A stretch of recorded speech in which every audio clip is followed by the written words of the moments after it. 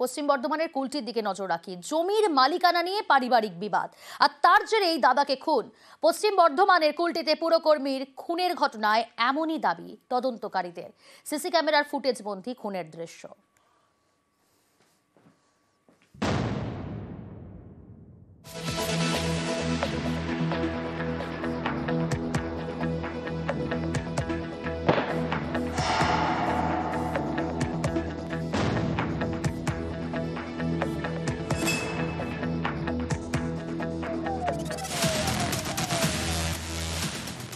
মাসখানেক আগে হুমকি, তারপরে খুন। পশ্চিম বর্ধমানের কুলটিতে হাড়হিম হত্যাকাণ্ড। धमकी दी हम पक्का 30 दिन के अंदर तुमको हम मार देंगे। 28 दिन के अंदर। শুক্রবার রাত 10টা 10, গলিতে বাইক নিয়ে দাঁড়িয়ে দুজন। পাশ দিয়ে হেঁটে গেলেন এক ব্যক্তি, তার পিছন পিছন গেল বাইকটিও।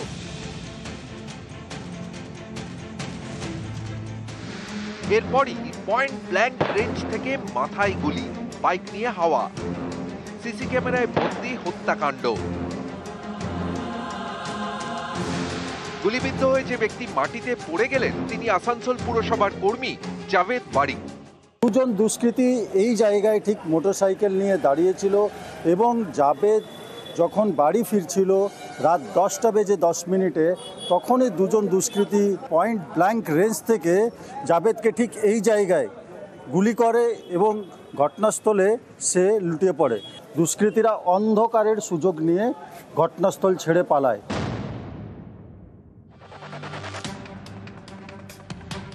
নিহত পুরকর্মীর পরিবারের দাবি, জমি নিয়ে খুড়তুতো ভাইদের সঙ্গে ঝামেলা চলছিল। মাসখানেক আগে বাড়িতে এসে জাভেদকে খুনের হুমকি দেয় তারা। অভিযোগ, হুমকির 30 দিনের মাথায় ভাড়াটে শুটার দিয়ে খুন। 1 महीना से धमकी मिला था। वो रोड पे गए थे, वापसी में आ रहे थे तो वहीं कुआं के पास गोली मार दिया गया। 32 कट्ठा जमीन वो बेच चुकी। बस उसी सिलसिले में उसके नाम से केस किया गया। धमकी, इसीलिए धमकी दी हम पक्का 30 दिन के अंदर तुमको हम मार देंगे। 28 दिन के अंदर। পুরকর্মী খুনে ইতিমধ্যেই গ্রেফতার করা হয়েছে তার খুড়তুতো ভাইকে। এই ঘটনার পিছনে আর কে কে রয়েছে সেটাও খতিয়ে দেখা হচ্ছে। আসানসোল থেকে দীপক শর্মা, নিউজ 18 বাংলা। কৃষ্ণনগরে প্রেমিকাকে খুনে হাড়হিম তথ্য। গুলির পরেও ঠান্ডা মাথায় ঘরেই অপেক্ষা খুনি প্রেমিকের। দেশরাজ সিং খুন করার পর ঠান্ডা মাথায় ঘরেই বসেছিল, অপেক্ষা করছিল। কিসের অপেক্ষা? কেন অপেক্ষা? কি ছক কষেছিল? আরো ডিটেল জানাবো আপনাদের। সমীর রুদ্র রয়েছে আমার সঙ্গে একেবারে সরাসরি। সমীর, কি কি ছক কষেছিল এই দেশরাজ সিং?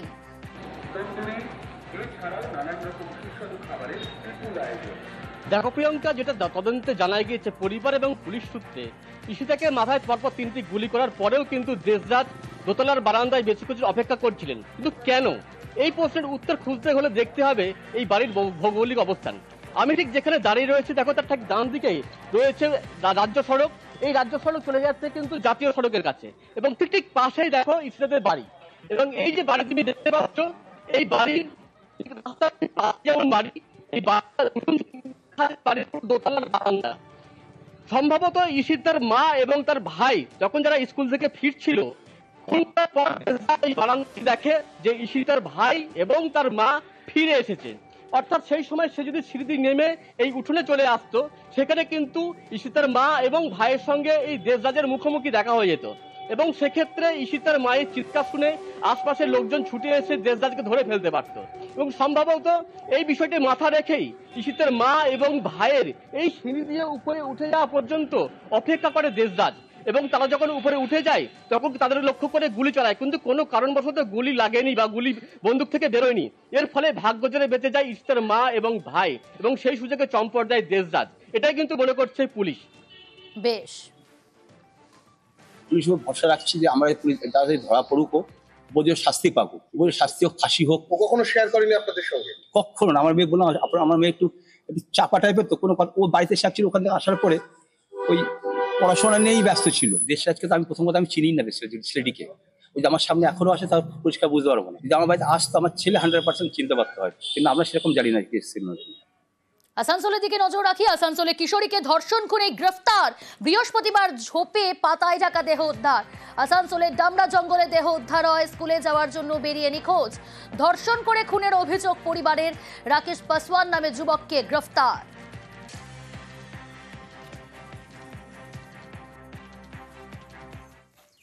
আমরা জানি কি সবাই স্কুল গিয়েছে, এবার ওরা 10টার সময় কথাবার্তা মোবাইল থেকে করে গিয়েছিল।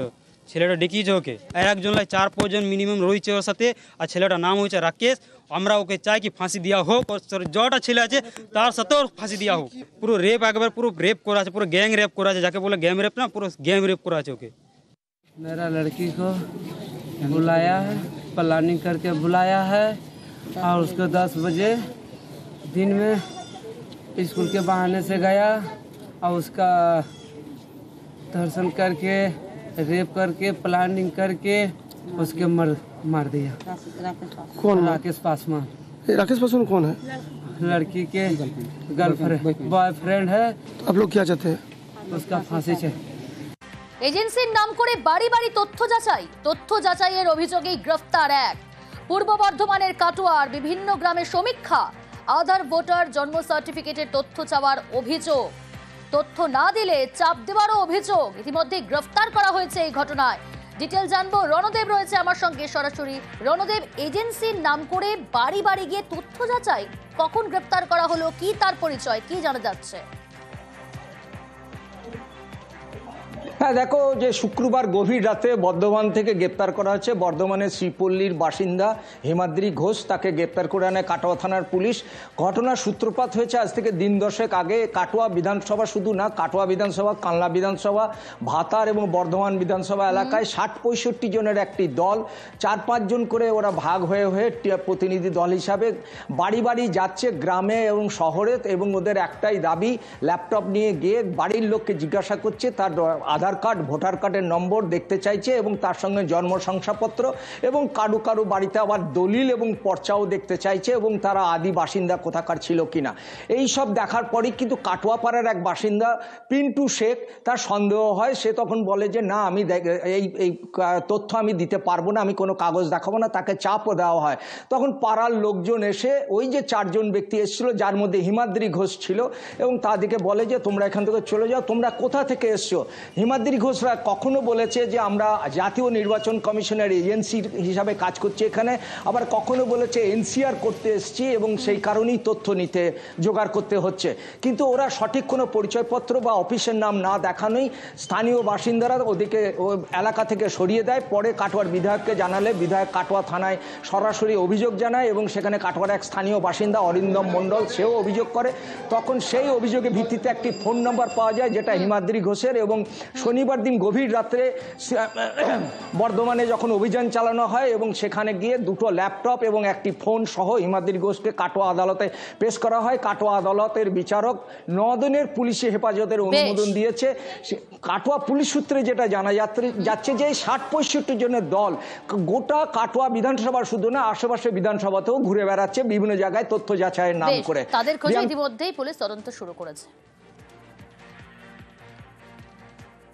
কিছু লোক এসেছিল, দিয়ে এসে জিজ্ঞেস করছে বাবার বাড়ি কোথায়, আমার বাড়ি কোথায়, তারপরে এই আধার কার্ড, ভোটার কার্ড, এগুলো জিজ্ঞাসা করে চাইছেন বাড়ির মহিলাদের কাছে। তখন আমি আসি, জিজ্ঞেস করি আপনি কোথা থেকে এসছেন, বলে আমি অফিস থেকে এসেছি। কোন অফিস থেকে?